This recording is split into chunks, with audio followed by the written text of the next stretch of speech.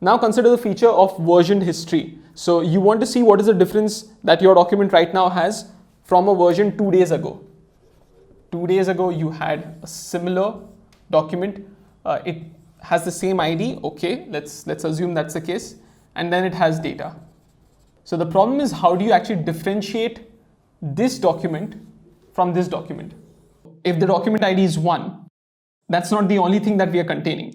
We are going to be storing for the same ID a version 1, version 2, and so on, and the contents of the document during that time. So at version 1, document ID 1, we had a document with these contents. So let's say ABC. Let's say 1 day later, C was deleted, so A and B exist, and later on D was added, so ABD. So you're getting the general idea that there's a text column here, and you have version plus ID over here, 1_2, 1_3. What I've done effectively is merged the ID and the version number to get a single unique key.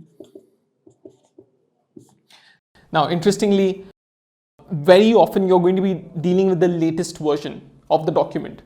So most people will be saying, give me version number 3, while you have 1 and 2 also taking up space in your database. So what can we do about this? Well, we can keep a merged view of this.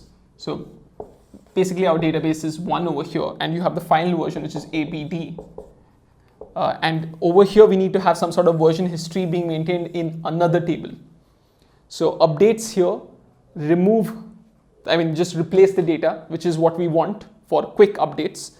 But there also needs to be some sort of version history being maintained in a separate table based on both document ID and version number. Of course, the problem is, when you decide that you need to actually create a version, if at every keystroke, let's say you add a new character, you send that to the server replaces this field and creates a new version of the entire document, that would be very wasteful. You're just adding one character to, let's say, 50,000 characters in this document. So instead, one of the things that you can do is you can take a snapshot of this document every 30 minutes. So if there are changes in the last 30 minutes, condense all the changes, just take the snapshot of this. So let's say ABD was at 12:30 and a lot of changes happened. ABDX happened and ABDXY happened. So this was all at 12:45, 12:50, and at 1 we had the final change where ABDXYZ was added. So at this point our cron job runs. It runs every half an hour. It picks up ABDXYZ, sees the version number. The current version number is 3. It adds a new version, which is 1_4, and notes down ABDXYZ. Okay, that's a new version.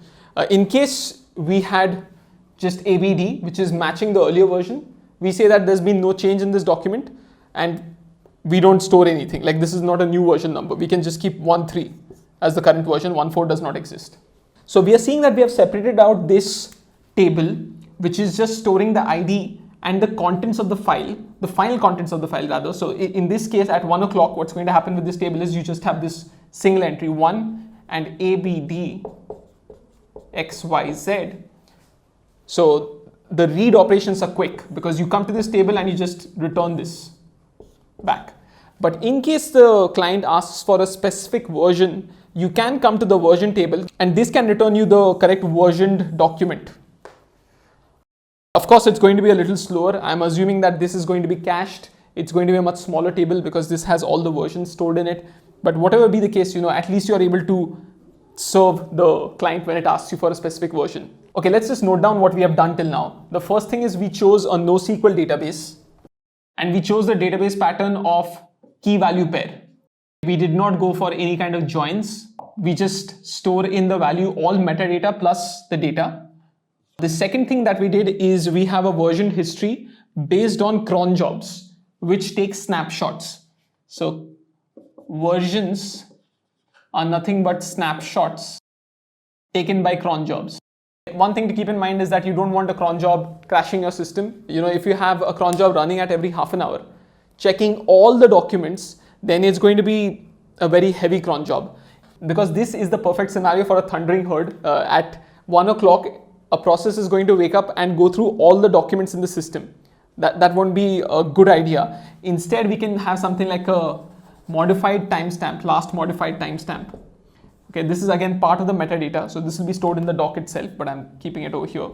And what happens is the cron job doesn't run every half an hour. The cron job runs every minute and picks up those documents which have been modified in the last half an hour.